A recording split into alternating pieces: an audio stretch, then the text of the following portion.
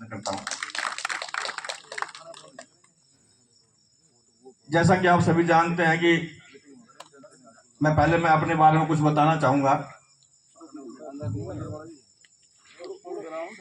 कि मैं आज से 2 साल पहले जब नगर पालिका चुनाव हुए थे तो डायरेक्ट चुनाव हुए थे पहली बार, और मुझे बीजेपी पार्टी तरफ से उम्मीदवार बनाया गया था और उसमें हमें भारी मतों से शहर के लोगों ने बड़ी उम्मीदों के साथ, उसमें ये नहीं है कि कांग्रेस की बीजेपी पार्टी के ही कार्यकर्ताओं ने हमें वोट जिताया था। उसमें सभी, चाहे वो कांग्रेस पार्टी के वर्कर हो चाहे वो अन्य वर्कर हो, सभी ने मिलकर बहुत ही उत्साह के साथ, एक उम्मीद के साथ कि शहर में एक विश्वास था कि पिछले 5 साल के दौरान कोई विकास कार्य नहीं हुए थे, तो बड़ी उम्मीद थी लोगों की कि ये चेयरमैन बन के, और जो वर्तमान जो हमारी नगर पालिका के जो पार्षद महोदय चुन के आए हैं उनसे सभी से उम्मीद थी। लेकिन हम 2 साल के दौरान कोई भी एक भी विकास की एक ईंट भी हम रख नहीं पाए। लेकिन इसका मुख्य कारण यही रहा कि जो हमारे यहाँ पे पहले तो समय समय जो हमारे अधिकारीगण यहाँ उपस्थित नहीं रहे, और जब भी आए तो निकम्मे अधिकारी आए। लेकिन निकम्मेपन भी इस तरह का होता है कि भाई क्या नाम है, अब कहते हैं जी चेयरमैन के पास तो सब बार होती है, इनके ऊपर कोई कार्रवाई कर सकते हैं।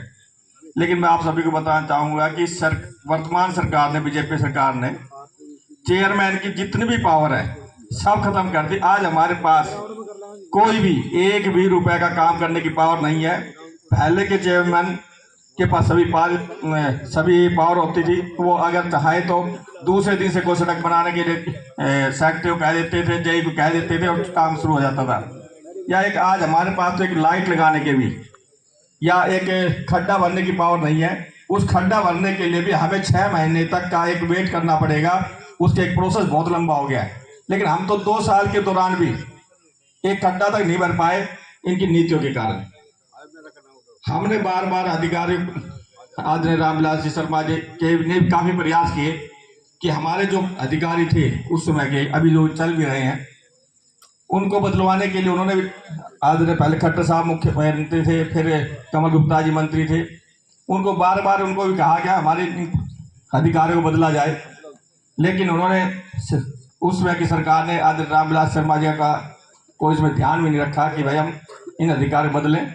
लेकिन वो बदले नहीं गए और एज इट इज वो काम करते रहे। उससे शहर के हालात, और उन्होंने काम करने से बिल्कुल यहाँ पर स्पष्ट मना कर दिया कि हम काम नहीं करेंगे, बेशक हमारी बदली हो जाए चाहे हमें टर्मिनेट कर दिया जाए। लेकिन सर मेरे खुद के लिए, क्योंकि उसके बाद मुख्यमंत्री चेंज हो गए, नायब साहब जी आ गए, हमें बड़ी उम्मीदें थी कि नायब जी आए हैं और हमारे काम होंगे और बहुत तेज गति से काम शुरू हो जाएंगे।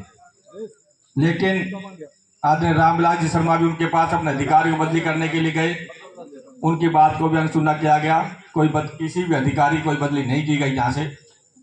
उसके बाद मैंने खुद अपने प्रयास शुरू किए। उसके लिए मैं खुद मुख्यमंत्री जी से 4 से 5 बार और स्वयं सीएम हाउस में मिलने के लिए गया कि आप हमारे अधिकारियों की बदली कर दीजिए।